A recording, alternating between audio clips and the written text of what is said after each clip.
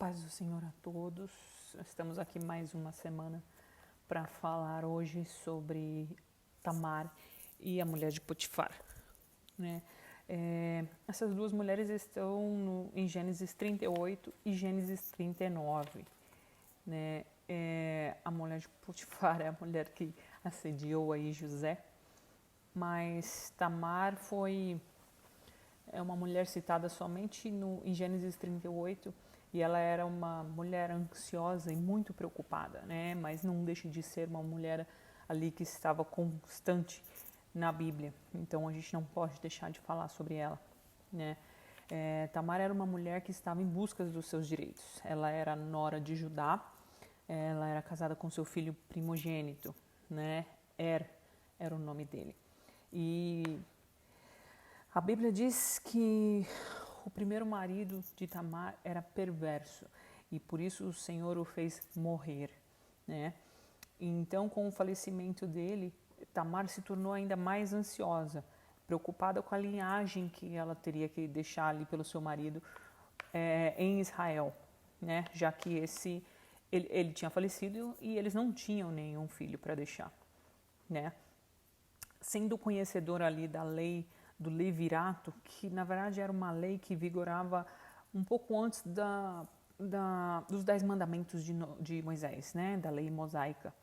E segundo os deveres desse levirato, se a mulher ficasse viúva e sem filhos, o irmão de seu marido, o seu cunhado, né, tinha por obrigação de se casar com ela, para então que ele tivesse e continuasse a descendência do seu irmão, né, da sua família, mas não seria uma linhagem dele, seria uma linhagem do irmão, considerada uma linhagem do irmão, né? Essa lei tinha essa finalidade aí. Primeiro, para perpetuar o nome da família, e segundo, assegurar a descendência do irmão aí falecido, casando e tendo filho com ela. Então, disse Judá a Onã, que era o irmão, né? Possui a mulher do teu irmão, cumpre o teu levirato e suscita a descendência do seu irmão. Porém, Onã se casou com Tamar, mas recusou a responsabilidade de dar-lhe um filho, né? Ele não, como se diz, ele usava meios contrários à natureza para não engravidar Tamar, né? Porque sabia que a posteridade, aquelas crianças não seriam uma descendência dele, sim uma descendência do seu irmão, né?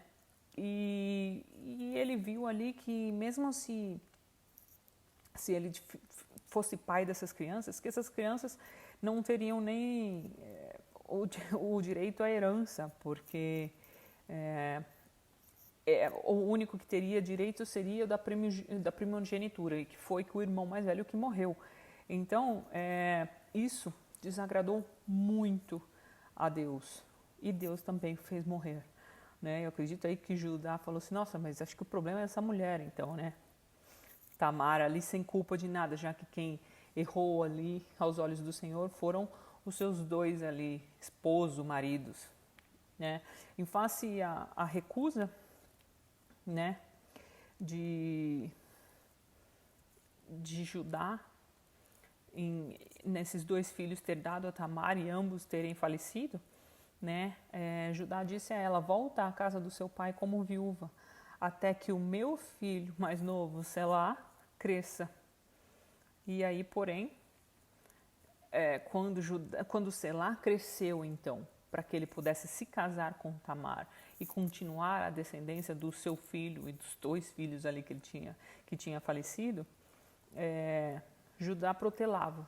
Ele empurrava cada vez mais, ele dava desculpas, ele não sempre estava postergando esse casamento para Tamar. Tendo ali, claro, o medo desse terceiro filho falecer, como os outros dois faleceram casando-se com Tamar, né? Decorreram-se os tempos e a mulher de Judá também falece. Passado o tempo de luto, então subiu Judá com o seu amigo Ira para ver e tosquear as ovelhas, né? Que era o que eles faziam antigamente. E fizeram, então Tamar soube disso, né? Ela ficou sabendo que eles iam ali subir o monte e que eles iriam estar passando por ali para tosquear as ovelhas dele. E ouvindo tal notícia, então ela decidiu planejar alguma coisa, né? Já que ela estava cansada ali de ser iludida por Judá, já que Selá, que era o último filho, já era adulto e já tinha ali a possibilidade de se casar com ela e continuar a descendência dos seus filhos, mas ninguém se falava em tal casamento, né? Então Tamar, ali indignada com todos esses acontecimentos, tramou uma armadilha contra Judá. Ela tirou ali então as vestes da sua viuvez e cobriu-se com o véu e se disfarçou, né? Sentou-se à estrada de Evaim, no caminho de Timira, onde eles iriam tosquear as ovelhas. Judá viu e pensou que fosse uma prostituta, porque ela se vestia como um tal. Antigamente, né, as prostitutas ou vamos dizer, as mulheres se vestiam diferentemente das prostitutas. Hoje é difícil saber quem é quem, porque está todo mundo praticamente nu nas ruas, né? Todo mundo se veste de maneira tão indecente. Então hoje não se sabe quem é o quê. Mas no período que eu passei no Oriente Médio, eu lembro que nós passamos por uma rua específica e o meu amigo me disse que as mulheres, aquelas tais mulheres que estavam ali naquela rua, naquele momento, toda coberta, né, só com os olhos para fora, aquelas eram as prostitutas daquele lugar, né? Eles já sabiam onde encontrar e você não via ela, você simplesmente via os olhos dela somente. E aí você vê que realmente, né, o tipo da prostituição lá fora é para o corpo e não pela aparência física, mas sim do ato, né? O que não acontece muito aqui, que eles sempre buscam as mulheres mais bonitas, vamos dizer assim. Mas isso é só um comentário aí. E aí dirigiu-se Tamar, então, e disse: deixa-me ir contigo, né? Falou ela, sem reconhecer que ela era a nora de Judá.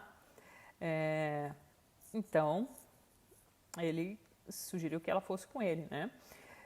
E ela, muito esperta, me disse: que me darás para ir com você? Né? Disse ele: mandar-te-ei um cabrito do rebanho. Sim, tudo bem, replicou ela. Se me deres um penhor, até que me mandes tal cabrito. Ele disse: mas que penhor te darei? Né? Sem hesitar, respondeu ela: o teu selo, o teu cordão e o cajado que seguras. Coisas importantíssimas naquela época, que faziam do homem ali o que ele era, o que demonstrava ali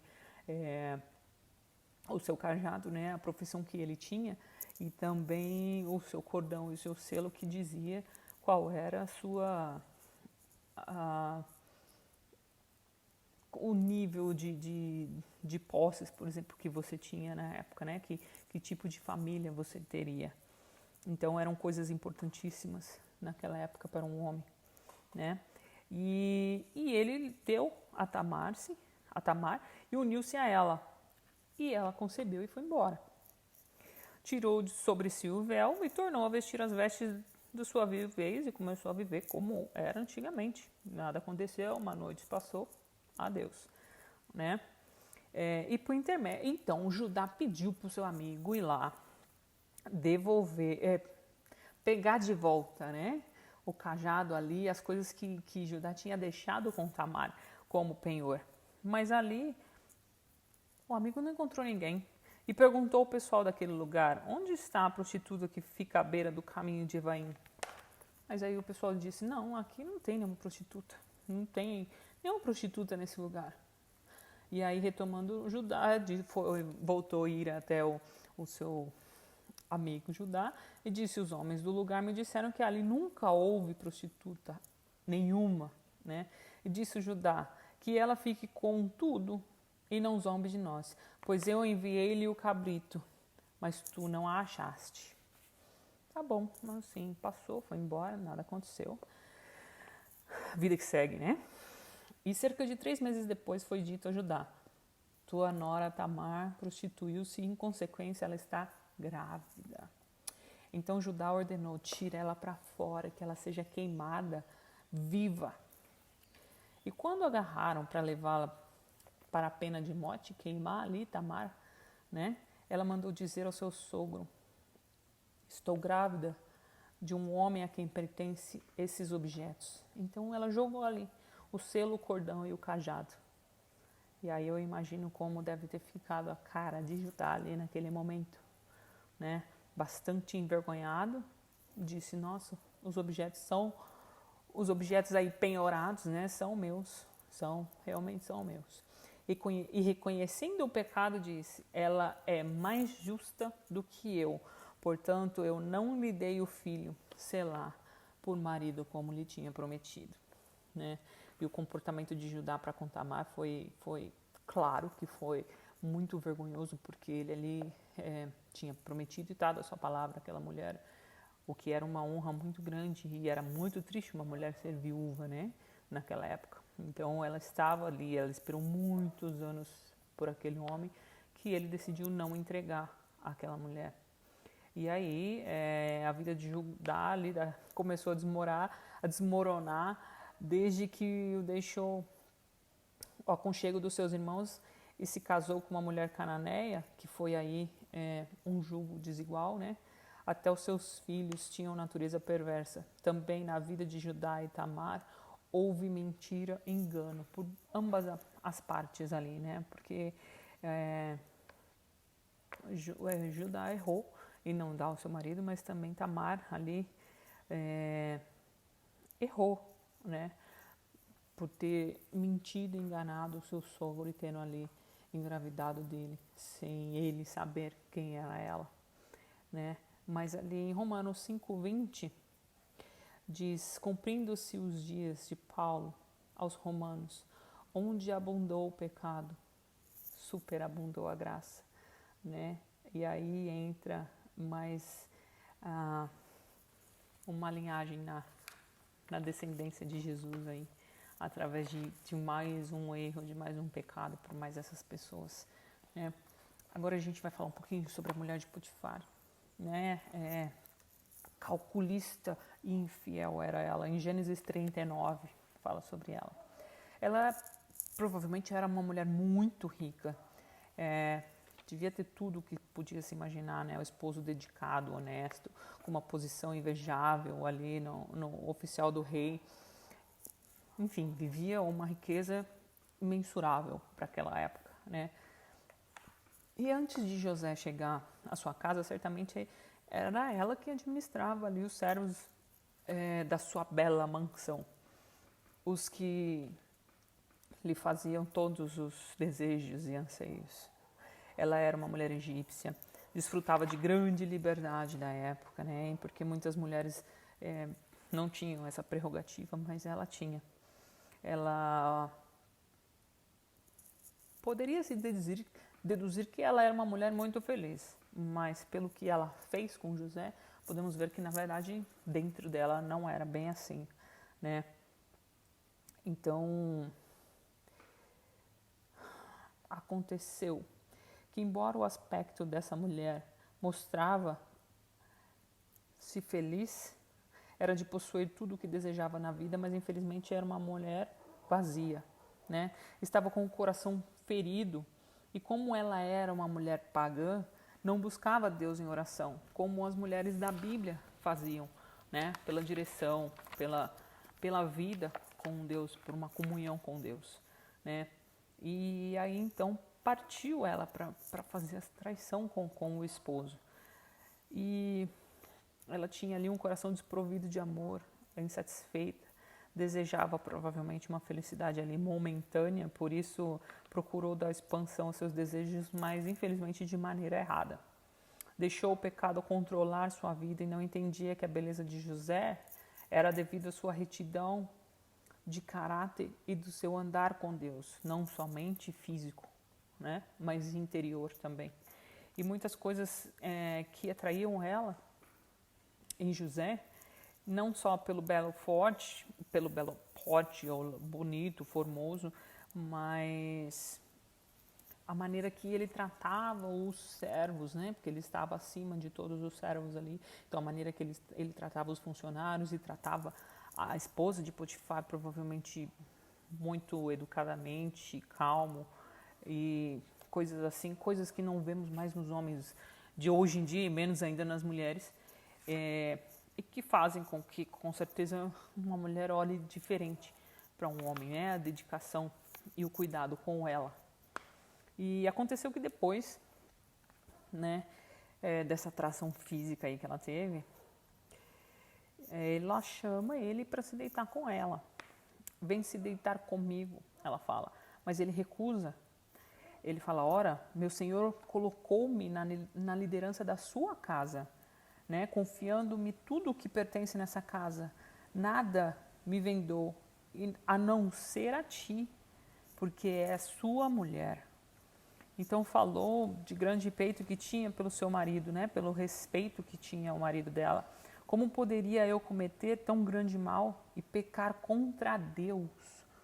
José não estava preocupado ali o que ia acontecer com o patrão dele ou com a patroa, mas sim o ato dela para com Deus, o ato dele, né, a posição dele para com Deus.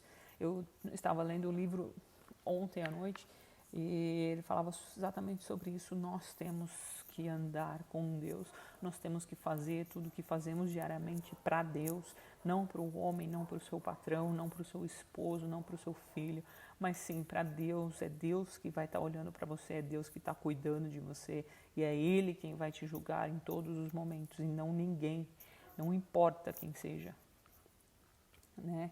E José sabia que o adultério é um pecado muito grande aos olhos do Senhor e que a imoralidade é uma arma que vem diretamente do inferno para destruir as pessoas, né? Ele sentia e sabia disso porque ele andava com Deus, né? Ele era fiel a Deus em oração. Então, porém, um certo dia José veio fazer o serviço que não havia na casa nenhum doméstico. Na verdade, ele estava ali, só estava ele e ela. E a mulher agarrou pela roupa, dizendo, vem deitar-se comigo. E José resistiu e fugiu. E ao fazê-lo, ele deixou suas roupas em suas mãos. Ela não conhecia o Deus de José, por isso transgredia a lei de Deus. E sem o menor remorso, né? Ela desviou ali toda a situação quando José então a rejeitou. Né? Entretanto, a fugida rápida de José revelou sua pureza, revelou o que tinha no seu coração, né? Um caráter. Ele era superior àquilo que ela estava propondo para ele, em relação àquela pessoa que naquele momento era uma pessoa totalmente sem escrúpulos, que queria manchar o seu nome e destruir completamente a carreira. Depois de tudo que ele tinha passado ali, eu acho que não era isso que ele queria, ou ele não queria voltar para aquilo. E diante da aversão da mulher de Potifar, José foi jogado no cárcere, onde permaneceu muito tempo. Aqui eu vejo que parece que Potifar não acreditou muito na sua esposa, né, na versão da sua esposa, porque senão provavelmente teria mandado matar José e não jogar ele ali na prisão, né? Tendo o coração ferido, né? Infelizmente, as mentiras ali dadas a Potifar, ele se sentiu menosprezado por não investigar, não quis investigar a fundo. Talvez ele ali acreditasse em José, mas não tinha muita saída do que fazer, então pediu para que José fosse jogado na prisão, né? Mas, de qualquer maneira, quando você anda com Cristo, indiferente de onde você está, com quem você está, Deus transforma tudo que está ao seu redor em bênçãos, né? Em toda a história de José, tudo que ele tocava, tudo que ele fazia era abençoado pelo Senhor, porque ele era um homem de Deus, né? E José nada perdeu. E nessa situação, quem saiu perdendo foi a mulher de Potifar, que nunca mais se ouviu falar dela depois disso, né? Não devido à intensidade do pecado, mas por não ter demonstrado tristeza, nem remorso, nem desejo de conhecer aquele Deus de José que tinha feito ele ser tão fiel, mesmo a uma tão desejada mulher como ela deveria ser, né? E ela teria vitória se ela fosse uma mulher de Deus sobre os seus impulsos carnais, né? Se tivesse admitido como pecado, poderia ter reprimido sua mente, seu corpo, quando José a rejeitou, por várias vezes, não foi uma só, né? Ocupando suas horas de descanso de maneira mais proveitosa, pois os nossos atos são frutos do nosso pensamento. Toda ação passa antes pela nossa cabeça. Tudo na sua vida que você vai fazer passa antes na sua cabeça. Você pensa sempre antes de fazer. E quando você pensa, você tem o livre-arbítrio para dizer não, eu não vou fazer. Então, se você peca, você sabe que você está pecando porque ele vai passar pela sua cabeça primeiro. Então, tenha consciência, tenha sabedoria e tenha ali um controle da sua mente, né? Tem sempre ali uma batalha muito grande dentro da sua mente. Mas seja fiel a Deus, porque Ele é fiel a você, em todos os momentos, assim como Ele foi com José. E mesmo que se pequemos, assim como todas as mulheres da Bíblia que nós temos estudado até aqui, né, que nenhuma delas foi perfeita, e que sejamos fiéis a Deus e que Ele nos honre, assim como tem honrado todas essas mulheres desde o início da Bíblia. Amém? Que Deus os abençoe.